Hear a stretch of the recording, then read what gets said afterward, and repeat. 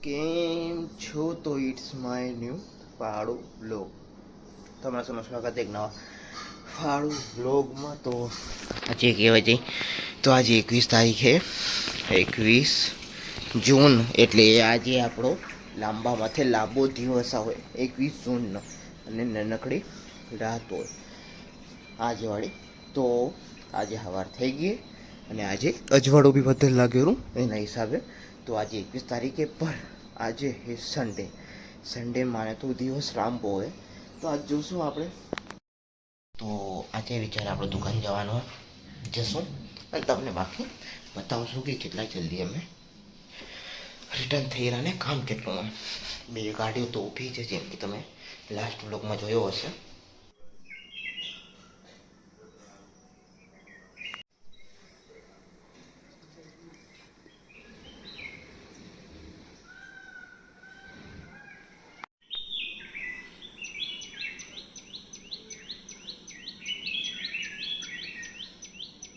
હાલ પર દુકાને પહોંચ્યા અહીં, અને જેમ કે મેં તમને કીધું તો બે ગાડી ઊભી હતી ટાટાનીમાંથી, એક ઘી ને એક કાનો મુર્ગા ભૂસંગ ને એ બધું બાકી એ લેથમાંથી કામ પતીને આવી ગયું હતું કાલે આ મુર્ગા.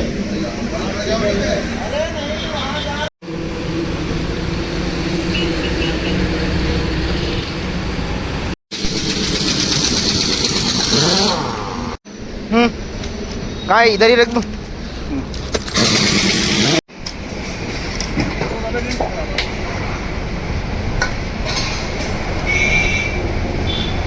તો હાલ ફિલહાલ માટે ઘરે આવી ગયા અહીં બપોરે.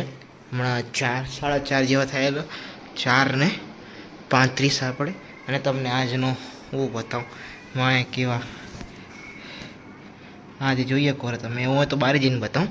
મસ્ત વેધર થયેલો હમણાં બતાડવા જાઉં તો તમને.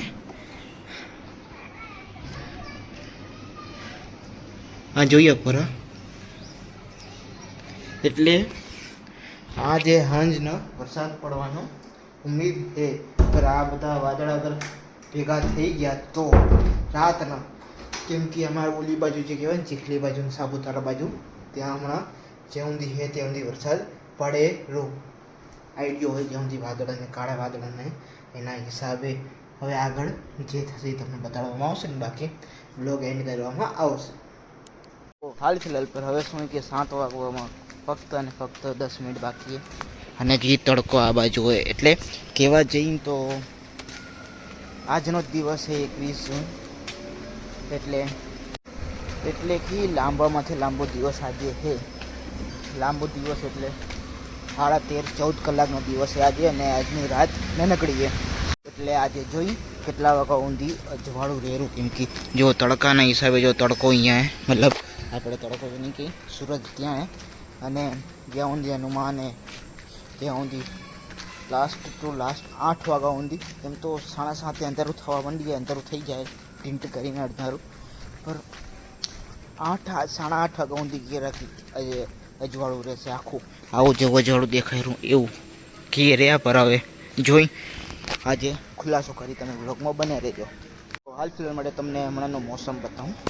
અહીંયાથી કાંક આવો દેખાય રહ્યો, અહીંયાથી, કેમ કે હજી સૂરજ અહીંયા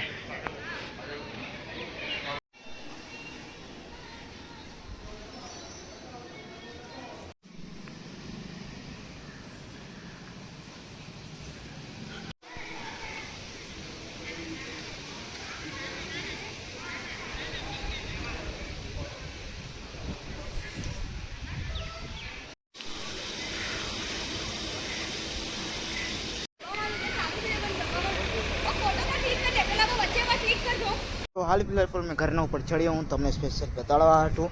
જેમ કે વાંય દેખાતું હશે, આ જો 7 વાગી ગયા અંત સૂરજ હજી આવેલો. તો આ ન્યૂઝના હિસાબે કલાક હજી રહેશે. અને જેમ કે તમને મેં આવીને તરત જ કીધું હતું કે ચીખલીની એ બાજુ વરસાદ હશે.